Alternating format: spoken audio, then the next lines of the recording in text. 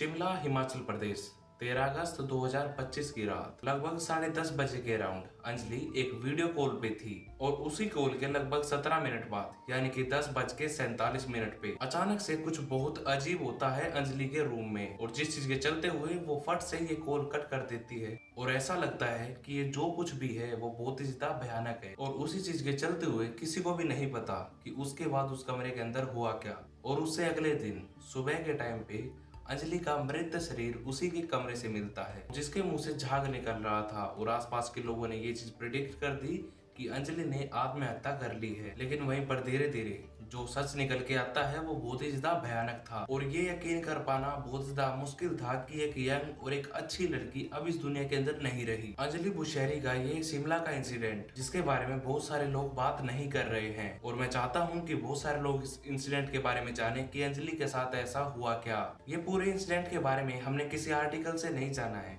बल्कि अंजलि के ही भाई अनिल ने हमें ये सारी चीजें बताई हैं। उन्होंने जो हमें बताया वही चीज मैं आपके साथ शेयर करने वाला हूँ। खैर ये सारी चीजें जानने से पहले हमें थोड़ा पास्ट में जाना पड़ेगा कि ये सारी चीजें अंजलि के साथ क्यों हुई और उस कमरे में उस रात क्या हुआ था। अंजलि बुशैरी जो कि शिमला के रामपुर गांव में अपने भाई और अपनी फैमिली के साथ रहती थी। अंजलि जो कि आसपास की बहुत ज्यादा इंस्पायरिंग चाइल्ड थी, आसपास के लोग उससे इंस्पायर हुआ करते थे, उसकी स्टोरियां सुना करते थे। पढ़ने लिखने में अंजलि बहुत ही ज्यादा होशियार थी, यानी कि 10th और 12th में उसके मार्क्स काफी अच्छे आए थे। अंजलि के घर की फाइनेंशियली कंडीशन काफी अच्छी नहीं थी।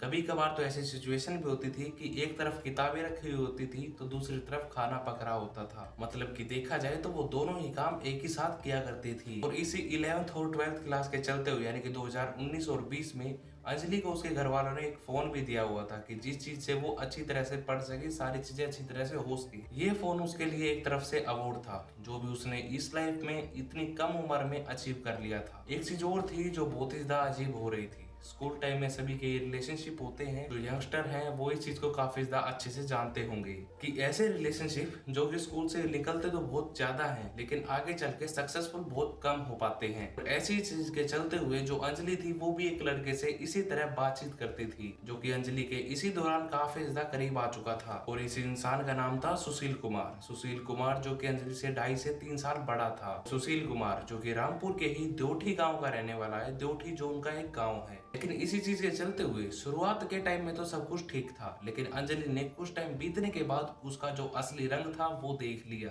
और वो इंसान इस रिलेशनशिप में काफी ज्यादा टॉक्सिक होता जा रहा था, यानी कि देखा जाए तो इतना टॉक्सिक कि जब उसकी बात ना मानी जाए, बेसिकली जब अंजलि उसके बात नहीं मानती थी तो वो उसको मारता पीटता भी था। खैर इसी सब देखा के जाए चलते इसी एज ये में इस लड़ाइयाँ इतनी रिलेशनशिप एक्सट्रीम की हो गई थी शुरुआत में कि ही इसी खैर टाइम ये पे सारी चीजें उसने इतनी अंजलि ज्यादा का ये बढ़ गई, फोन भी इतनी तोड़ ज्यादा दिया आगे जो घर। चली गई कि जो अंजलि के घर वालों ने उसको फोन दिलाया था उसने वो फोन भी फोड़ दिया। अंजलि जैसा कि मैंने बताया कि उसके घर की फाइनेंशियली कंडीशन काफी ज्यादा अच्छी नहीं थी और यही सेम चीज उसके लिए काफी बड़ी हार्ड प्रो साबित हुई। थोड़ा ही टाइम लगता है जिसके बाद अंजलि की जो माँ थी उसके पास ये सारी चीजें पहुंच जाती है, बात पहुंच जाती है और उसकी माँ अपने लेवल के ऊपर सुनील को समझाने की कोशिश करती है। और वो सुशील से ये चीज भी पूछते हैं कि उसने अंजलि का फोन क्यों तोड़ा। और इसी चीज के चलते हुए जो सुशील था वो और भी ज्यादा अग्रेसिव हो जाता है और उसी के बाद उसने अंजलि की माँ को डांटना शुरू कर दिया। इनफैक्ट देखा जाए तो गालियां भी देना शुरू कर दिया। और जहां पर देखा जाए तो दुनिया की कोई भी माँ हो वो अपनी बेटी को ऐसे घर में बिल्कुल नहीं देख सकती कि जिस घर के बेटे ने उसको गाली दी हो। और वो भी सेम यही चीज चाहते थे और अंजलि ने भी उनकी ये सारी बातें सुनी और इस रिलेशनशिप को यहीं पर खत्म कर दिया, क्योंकि ये इंसान ना ही तो उसके लिए अच्छा था, ना ही उसके घर के लिए, ना ही उसकी फैमिली के लिए, इनफैक्ट वो उसके लिए भी अच्छा नहीं था। जिसके बाद जो अंजलि थी वो स्कूलिंग होने के बाद ग्रेजुएशन के अंदर एडमिशन लेती है, कॉलेज में जाना शुरू कर देती है। ये साल था 2021 जब अंजलि की जो उम्र थी वो सिर्फ और सिर्फ 19 साल थी। अंजलि इतनी ज्यादा इंटेलिजेंट थी